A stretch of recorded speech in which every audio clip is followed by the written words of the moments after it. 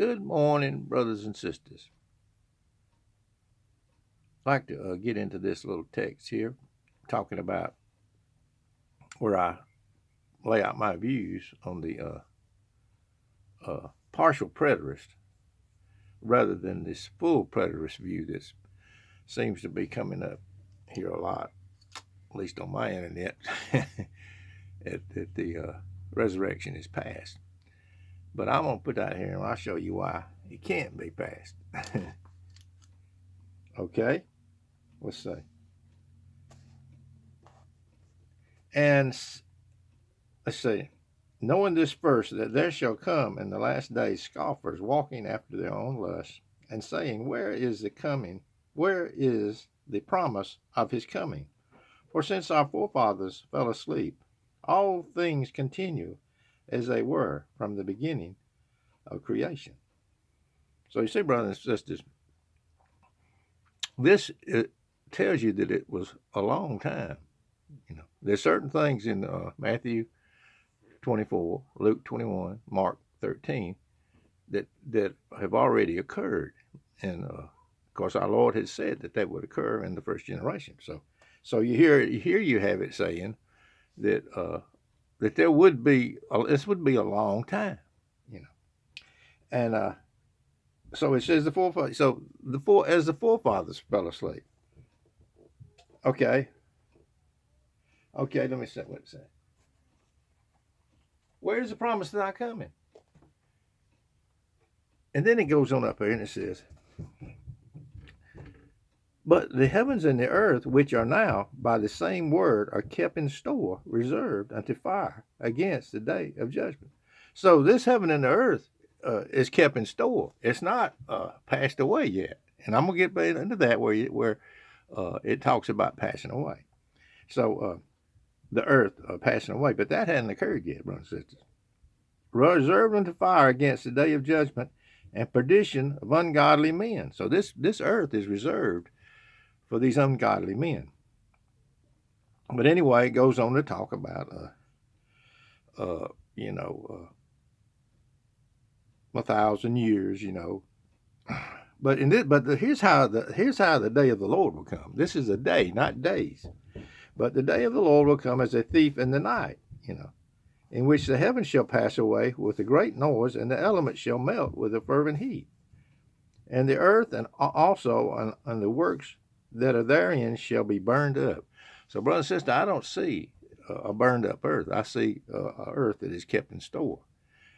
So this event could not have happened in the first century because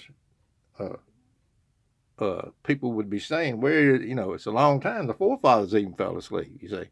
So this is another proof that it's not something that occurred in the first century.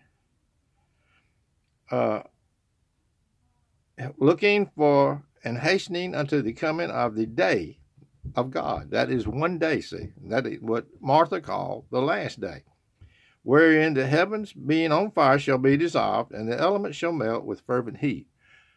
This earth, if you look outside, it hasn't melted, yet.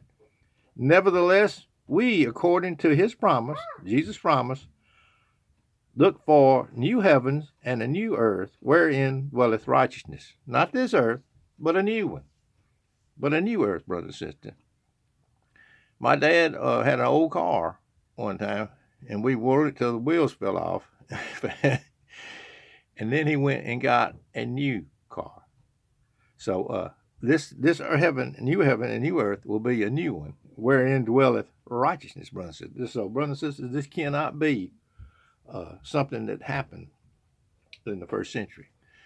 I don't know if you've ever seen my videos, but I say, everything leading up to that, these things questioned, the temple being sacked, all the horrific events that happened in the first century, the temple being torn down, those were the things that Jesus was talking about, these things questioned. And I'm going to read to you a little bit, and not from Matthew 24, but from Mark 13 this time. And maybe we can get a little bit more information on this, these events that have already occurred, that they try to mix in and say the last event, which is the heavens and earth passing away, is already taking place. So let me get over here and read the 13th chapter of Mark and see if we can find any more information in here that proves my point.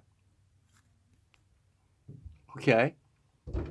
How is this not in like manner is what we're looking for in the resurrection of the dead in Mark 13. Let's see some things that aren't in like manner.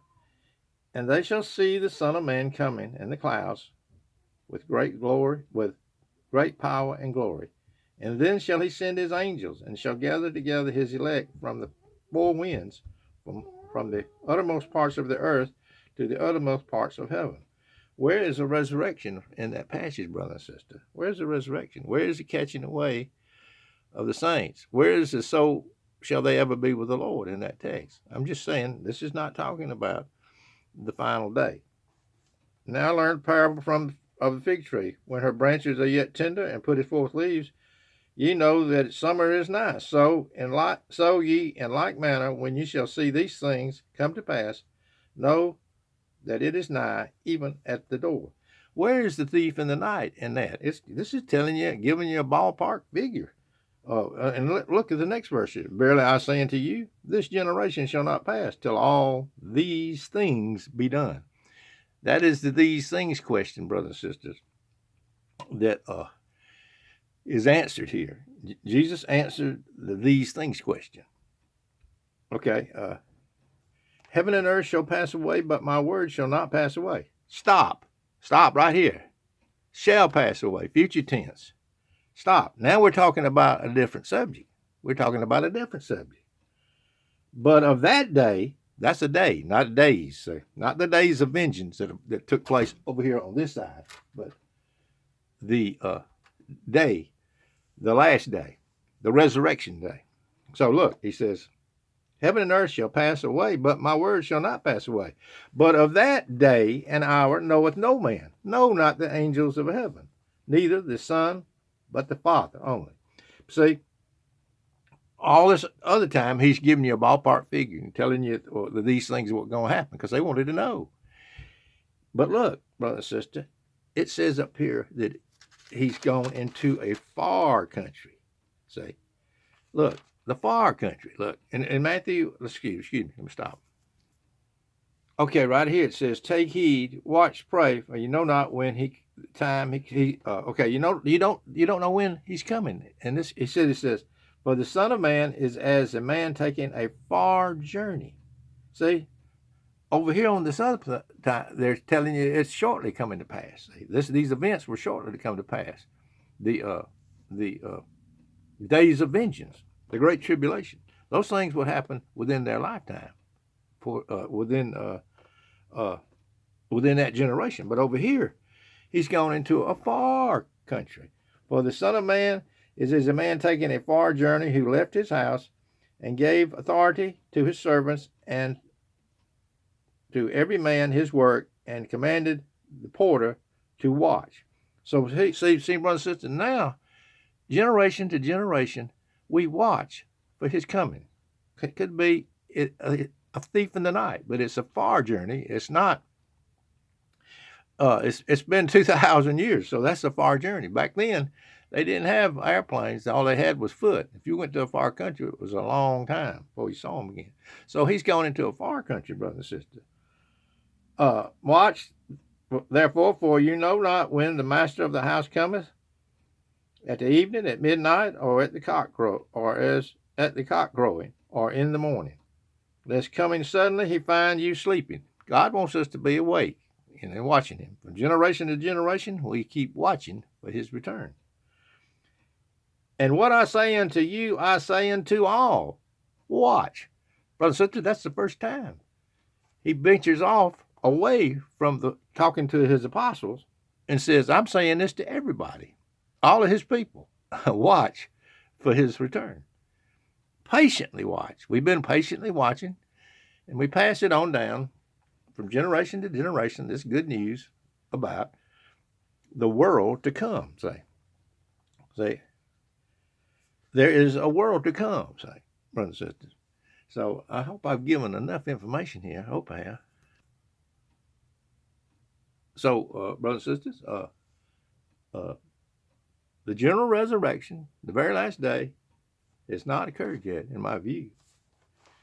One more thing I want to put in here is all that in the grave. If they come forth, no. All that in the grave, no. That's not in this text. And all through these things, this Mark, neither you won't see that in there. You'll see a gathering together, but you won't see an ascension into the air, a resurrection, in any of these texts that we're talking about. That comes at the very last day. Like I say, a ballpark figure over here, and no man knows the day of that day. Say, heaven and earth shall pass away, but my word shall not pass away. Stop. See, verily I say unto you, this generation shall not pass till all these things be done. In other words, what is this? These things was the temple being torn down, Jerusalem sacked, the great tribulation, set in his. He appeared in heaven, and a gathering together. But anyway, he came in power. They didn't say he came. That's not talking about the last day, brother and sister. Heaven and earth shall pass away, future tense, but my word shall not pass away. Stop now, stop. And let's separate it from, verily I say unto you, this generation now pass away till all these things be done. Ballpark figure. Heaven and earth shall pass away. What's it say? On this event, heaven and earth passing away, melted with fervent heat. This event, no man knows the hour of the day. No, not the angels of heaven. Neither the Son, but the Father only knows that day, brother and sister. So it's been a long time. He's going to a far country, not a short distance, not within the generation. In fact, it said that they would say since the forefathers fell asleep. So we know it has been a long time. So if you see this, I just want to put that out there. Those are some of my views. I've got tons of stuff that says not just the forefathers falling asleep, but Martha said that there'd be a resurrection at the last day. So we know there's not going to be any more days after the last day, say. And also we know that where is so shall we ever be with the Lord over there in either of those three things? Mark 13, Luke 21, and Matthew 24. Where is that? You don't see that, brother and sister. So shall you ever be with the Lord. Where are all his enemies made his beneath his feet? See, brother and sister, and the last enemy, death. So you still have people dying. This earth is still standing, still here, remains. The earth still remains. Seed time and harvest, just like it says over there in when he's talking to Noah, the rainbow. So he must reign. He's ruling and reigning right now. As bad as it looks, he's reigning. He has all power right now, not the devil. So and he's working everything for the good. It says that the wrath of man will only go so far as to bring him praise and glory, and then he'll restrain all the rest of it. So just wanted to put this out there to say if any of my neighbors out there that want to know about full preterism and partial preterism. Everybody is a partial preterist that believes Jesus Christ came and he's gone back to died and rose again on the third day and went back to the Father and is ever interceding for us, for his people. But full preterism, there's one thing that's got to happen, and that's the end of the world. That question has not been answered yet. That'll be, that's our hope of glory. Peace and love from Miss Old Boy down here in Alabama.